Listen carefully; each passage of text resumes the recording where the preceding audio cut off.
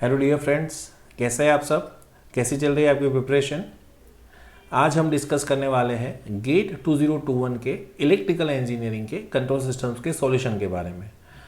Gate 2021 के electronics paper and instrumentation paper के control systems के सॉल्यूशन की वीडियो लिंक ऊपर आपको आई बटन में और नीचे डिस्क्रिप्शन में मिल जाएगी।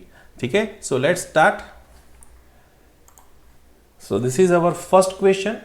अब आप देख सकते हो it is very easy question, but कई बच्चों ने क्या है जल्दी जल्दी में यहाँ पे पूछा क्या गया है, for the close loop control system shown the transfer function E of S by R of S, मतलब कि this is the error, dynamic error transfer function पूछा है।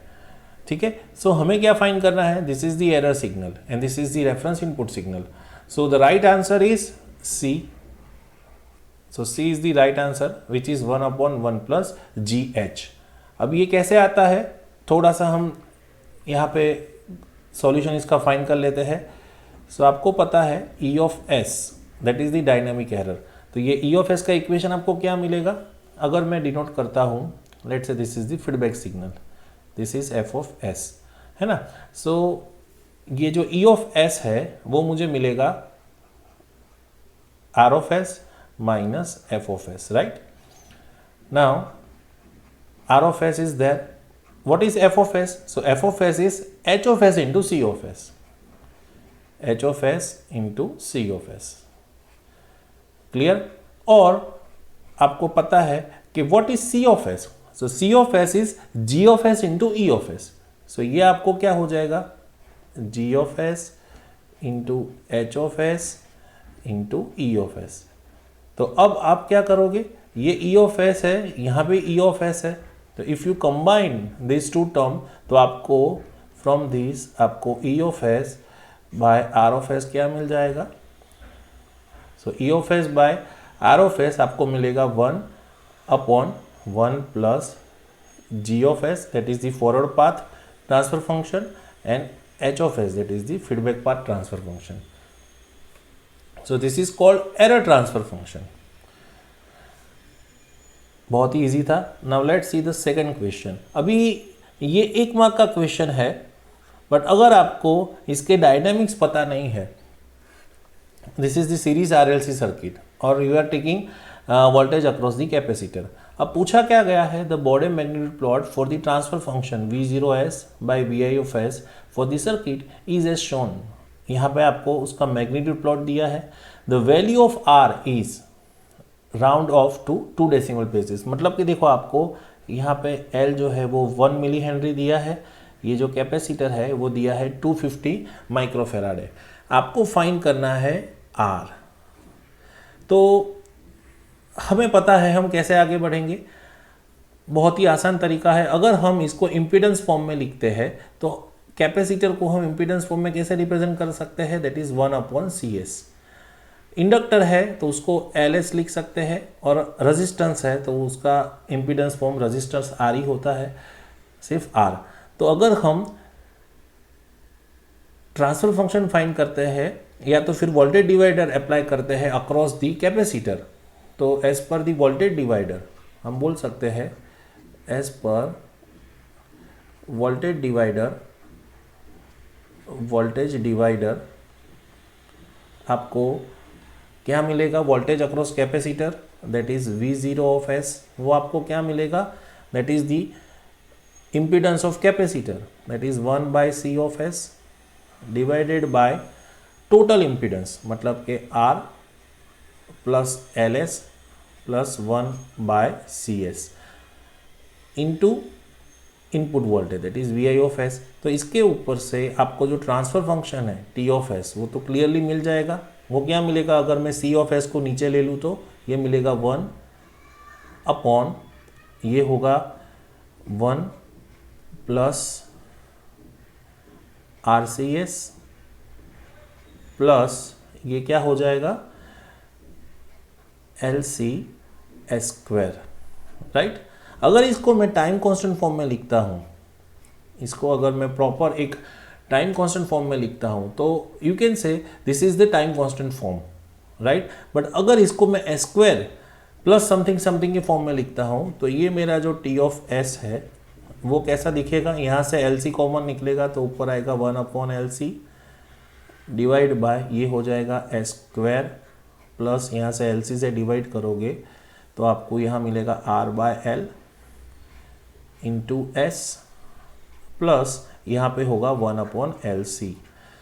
तो यहाँ से क्लियर कट हमें एक चीज़ पता चलेगी कि ये जो है this is the characteristic equation for this RLC circuit, और फॉर दिस RLC सर्किट हमें ω_n² क्या मिलेगा, दैट इज 1/LC, और इसके ऊपर से हमें जो ω_n है वो क्या मिलेगा, √1/LC। अब आप एक अच्छी बात देखो, आप अगर ये फाइंड करोगे, आपके पास L है 1 मिली हेनरी, C है 250 माइक्रोफेराड है, तो अगर इसे सॉल्व करोगे you will be getting this as a 2000 radian per second. और आपको पता है ये कैसे आएगा, ये जो होगी वो आपकी कॉर्नर फ्रीक्वेंसी होगी। So from this graph, from this magnitude plot आप देख सकते हो कि यहाँ पे you are getting the change in a slope. So this is the slope change, और ये कौन सी फ्रीक्वेंसी पे हो रहा है, 2000 radian per second. So we got this corner frequency. आप मैग्नीट्यूड प्लॉट से भी डायरेक्टली फाइंड कर सकते हो, ऐसे भी फाइंड कर सकते हो। नाउ अनदर चीज़, अब आपको ये पता है कि ये सेकेंड ऑर्डर सिस्टम है और यहाँ पे पर्टिकुलर ये फ्रीक्वेंसी के ऊपर उसको एक पिक जनरेट हो रहा है, तो ये पिक को हम क्या बोल सकते हैं, we can say this as a resonant peak, resonant magnitude. तो अगर आप इसका MR फाइंड करो, रेजोनेंट मैग्नीट्यूड, तो वो आपको क्या मिल रहा है, 26 dB। Now this is in dB, तो अगर इसको हम रेगुलर टर्म में लाए, dB को नॉर्मल टर्म में कन्वर्ट करें, तो ये क्या होगा, हम ऐसे इसको कन्वर्ट कर सकते हैं। यहाँ पे मैं अभी थोड़ा ये इरेज कर देता हूँ, छोटा सा चीज़ जस्ट आपको समझाने के लिए। ये 26 dB दिया है, मतलब कि हमें दिया है 20 log of some magnitude, this is MR, that is equals to 26, right. तो ये हमारा MR क्या हो जाएगा, log MR क्या हो जाएगा, 26/20, तो वो कितना हमें मिलेगा, और इसके ऊपर से आप फाइंड करोगे MR, तो वो आपको मिलेगा 20, ठीक है। सो वो MR क्या होगा, that will B 10⁻26/20, that is 1.3, तो ये होगा 10⁻1.3, तो वो आपको मिलेगा 20। तो आपको इसका जो रेजोनेंट पीक, रेजोनेंट मैग्नीट्यूड है वो आपको मिला 20। अब आपके पास तो फॉर्मूला भी है ना ये फाइंड करने का, what is the formula, that is 1/2 zeta into √1 - zeta², that is equals to 20। So अगर आप इसे सॉल्व करते हो, if you take this square और फिर यहाँ पे जस्ट यू एज्यूम स्क्वायर की जगह zeta² को x ले लो, तो यहाँ भी zeta² बचेगा, तो अंदर zeta4 आएगा, तो वो x² हो जाएगा, और फिर वो क्वाड्रेटिक इक्वेशन को आप सॉल्व करोगे तो आपको इसके ऊपर से जो zeta मिलेगा, that is I guess that is 0.025। So ये आपको इतना zeta मिलेगा, if I am not wrong this is the zeta, इतना आपको zeta मिलेगा।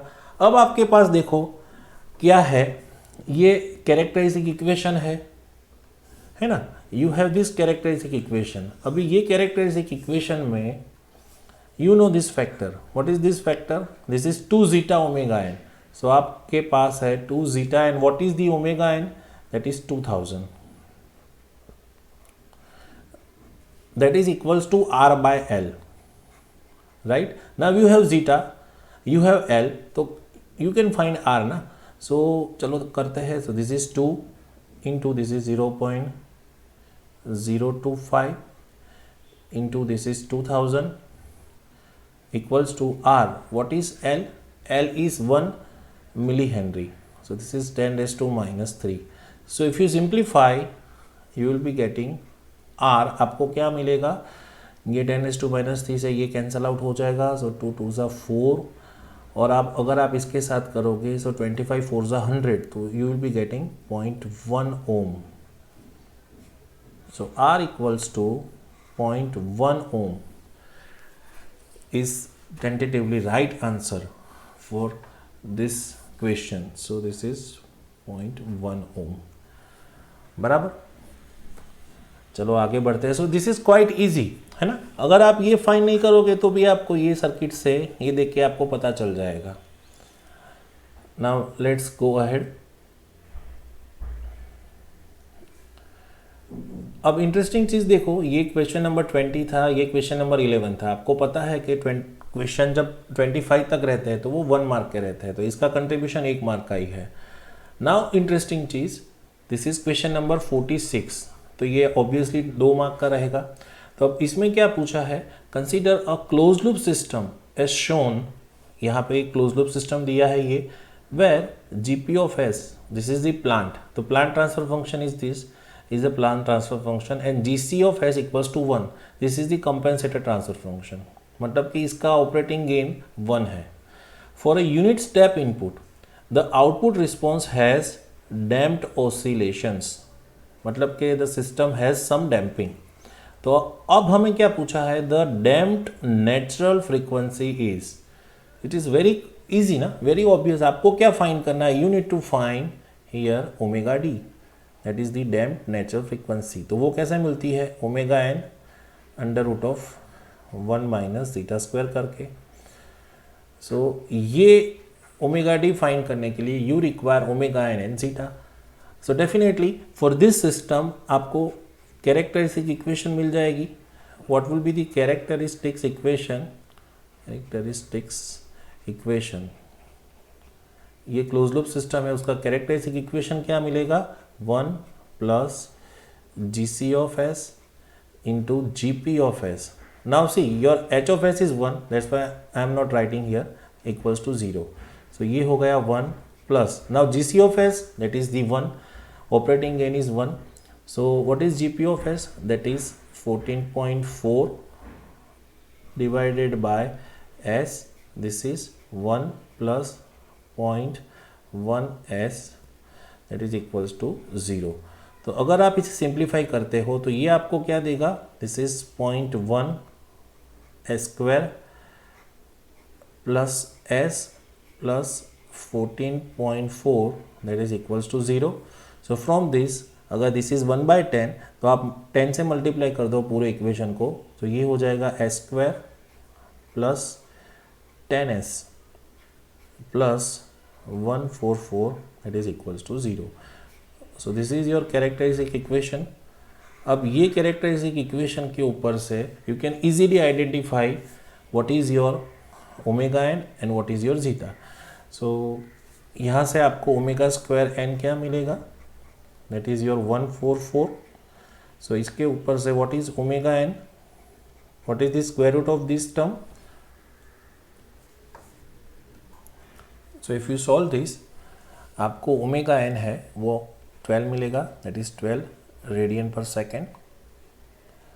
फर्दर अगर आप इसको 2 जीटा ओमेगा एन से कंपेयर करोगे तो 2 जीटा ओमेगा एन आपको क्या मिलेगा, 10। तो उसके ऊपर से ओमेगा एन आपके पास अवेलेबल है, तो आपको जीटा क्या मिलेगा, वो मिलेगा 10/2 into 12, so that is 5/12। So you have zeta and you have omega N. अगर आप जीटा एन ओमेगा एन का यूज़ करोगे और आपको क्या फाइंड करना है, डैम्प नेचुरल फ्रीक्वेंसी। सो यहाँ पे आप जीटा एन ओमेगा एन की वैल्यू पुटअप करोगे, सो फ्रॉम दिस आपको ओमेगा डी है, you will get something around 10.9, this is also radian per second. So this is your damped natural frequency. So this is the right answer. ये question, ये interesting question है। So इसमें क्या पूछा गया है कि we have the plant, okay, with this transfer function, this is the plant transfer function and compensator with this transfer function, okay. The external disturbance is d of s, this is the external disturbance. It is desired that when the disturbance is unit step, means you are applying unit step, that is 1 upon s, the steady state error should not exceed 0.1 unit, means this is the steady state error. So this steady state error should not exceed 0.1 unit. So maximum value is 0.1. So indirectly we need to design this compensator and here designing factor is k. तो क्या पूछा गया है, the minimum value of k is, तो आपको k की minimum value find करनी है सच दैट ये स्टेडी स्टेट एरर जो है वो 0.1 से कम रहेगी. So here in most of the cases we are using the seesaw dynamics. So उसका मतलब क्या है कि at a time we are considering single input. So हमें इस टाइम पे ये जो रेफरेंस इनपुट है उसका क्या फंक्शनलिटी है, it is not given. So we will only consider this disturbance input that is 1 upon s and we will take this as 0. So with this if we consider r of s 0 तो आपको ये e of s का equation क्या मिलेगा, you will be getting e of s equals to, this is 0 minus c of s, right? You will get 0 minus c of s, 0 minus, sorry, now we are not considering 0. What is c of s? C of s is gp of s, this is gp of s into this is d of s plus gc of s into e of s. Simple mathematics, gc of s into e of s. So now you can combine, यहाँ पे भी e of s है, so यहाँ पे भी e of s है, यहाँ पे भी e of s है. So if you combine this e of s तो आपको from this आपको e of s का जो इक्वेशन मिलेगा वो क्या मिलेगा, e of s that is equals to minus gp of s into d of s, that is the disturbance input, upon 1 plus gp of s into gc of s. So this is the error transfer function in the presence of disturbance, right? So this is the error transfer function.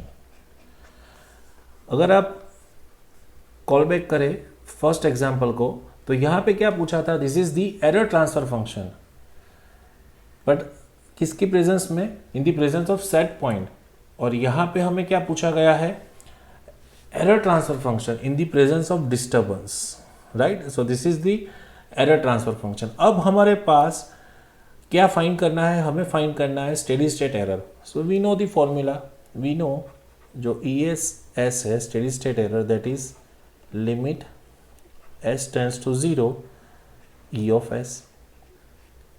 सो यहाँ पे क्या मिलेगा, e of s का ये formula है. सो ये minus में अगर कॉमन निकालो, minus is common, and if I give limit in numerator and denominator तो यहाँ पे हमें क्या मिलेगा, लिमिट s टेंड्स टू 0. सबसे पहले लिमिट लगेगी gp ऑफ s के ऊपर, वो हम साइड में कैलकुलेशन करेंगे, डिवाइड बाय, और हमें पता है दिस इज s इंटू, है ना. सो यहाँ पे माइनस s आएगा, माइनस s इंटू, और डिनोमिनेटर में लिमिट कैसे लगेगी, 1 plus limit s tends to 0, जो ये जो मल्टीप्लीकेशन है gp of s into gc of s, यहाँ पे लिमिट लगेगी. Now this d of s is 1 upon s, तो आप देखोगे कि this ss is cancel out. अब you see by observation what is gp of s, gp of s is this. तो यहाँ पे अगर आप s टेंड्स टू 0 करोगे तो ये फैक्टर चला गया, ये फैक्टर चला गया, ये फैक्टर चला गया, तो बचा क्या, at s tends to 0 your gp of 0 is 2.2. So आप यहाँ पे लिख सकते हो दिस इज माइनस 2.2 न्यूमरेटर में, और डिनोमिनेटर में क्या बचेगा, 1 plus this is limit s tends to 0 gp of s gc of s. Now ये तो हमने देख लिया कि gp ऑफ 0 मिलता है 2.2, तो यहाँ पे हमें मिलेगा 2.2, राइट. और अगर आप कंपेंसेटर देखोगे तो this is time constant formula, तो अगेन ये जो टर्म है वो कैंसल आउट हो जाएगा, मतलब कि 0 हो जाएगा, तो बचेगा क्या, gc ऑफ 0, वो हमें मिलेगा k. तो यहाँ पे हमें मिलेगा k. So this is our equation, यहाँ पे माइनस है, this is e of s. Now what is the maximum value of e of s, that is 0.1. so if you solve this minus 2.2 divide by this is 1 plus 2.2k. So if you solve this आपको मिलेगा k. सो अगर मैं solve करूँ तो ये क्या होगा मेरा, this is 0.1 plus this is 0.22k that is equals to minus 2.2. So मैं डायरेक्टली यहाँ पे लिख देता हूँ. तो if you solve this your k that will be approximately equal to, I have solve it, वो आपको मिलेगा 10.4545. So you can write k equals to minus 10.4545. So you can, कितने डिजिट में पूछा है, 2 places. So you can write 4 6. So this is the right answer. K equals to minus 10.46. Clear. और ये एक काफ़ी अच्छा एग्जाम्पल था क्योंकि as a function of disturbance पूछा था, है ना. सो ये जो सेट पॉइंट है you need to consider zero, या तो change in set point is zero, क्योंकि इन्फॉर्मेशन दी नहीं गई है. अगर यहाँ पे आर ऑफ एस की इन्फॉर्मेशन दी होती कि आर ऑफ एस भी स्टेप इनपुट है या तो रैम्प है, तो आपको यहाँ पे further instead of zero you need to consider R of S, उसका जो भी लाप्लास होता है वो. बट अगर इन्फॉर्मेशन नहीं दी है तो you can consider this state away as a SISO dynamics R of S equals to zero. Clear. So once again this is one of the good example. अब देखते हैं नेक्स्ट क्वेश्चन. ओके, सो ये question जो है I was not expecting for electrical students, I was expecting this for the instrumentation या तो control students जिसका control core subject है. अभी इसमें क्या है, this is called state feedback control. This is called state feedback control.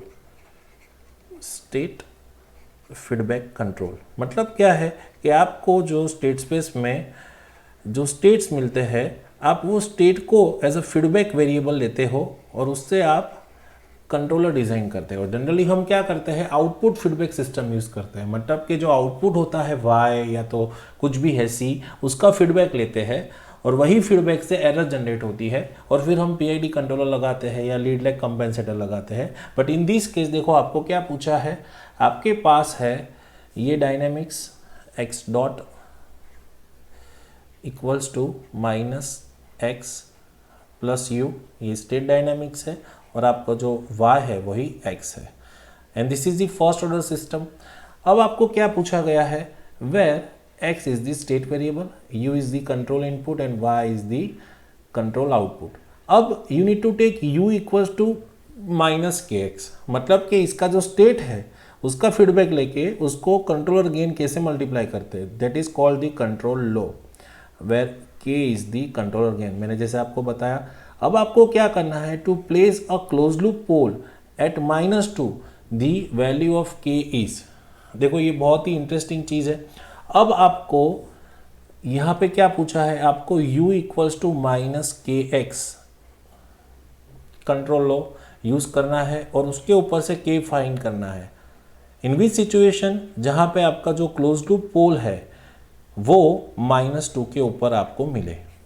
ठीक है, ये प्रॉब्लम स्टेटमेंट है. तो कुछ नहीं, आप u equals to minus k x यहाँ पे रख लो. तो आपको अभी x डॉट क्या मिलेगा, x dot that is equals to this is minus x और यहाँ पे u equals to minus k x मिलेगा आपको. सो ये आपका क्या हो गया, this becomes your minus x into k plus 1. तो आप देखो ये एक, अगर आप ऐसा बोलो x dot equals to A x, तो इस तरह का ये फॉर्म मिल गया जहाँ पे आपका a है वो क्या है, that is minus k plus 1.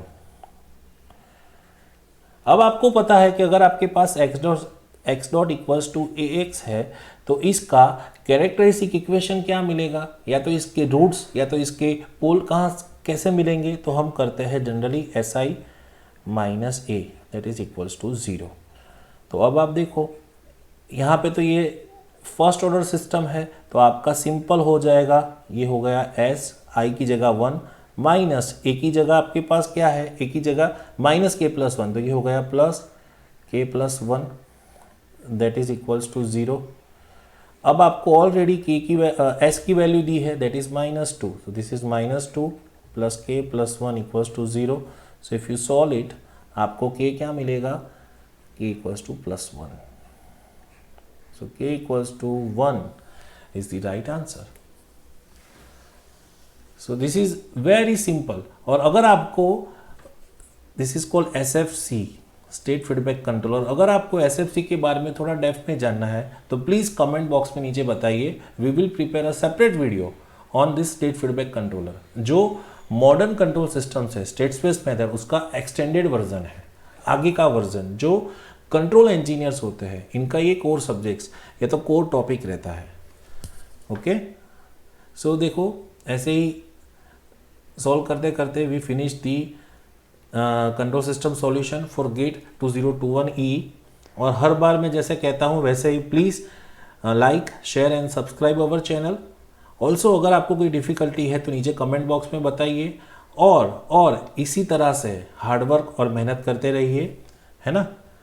All the best. Bye bye dear students.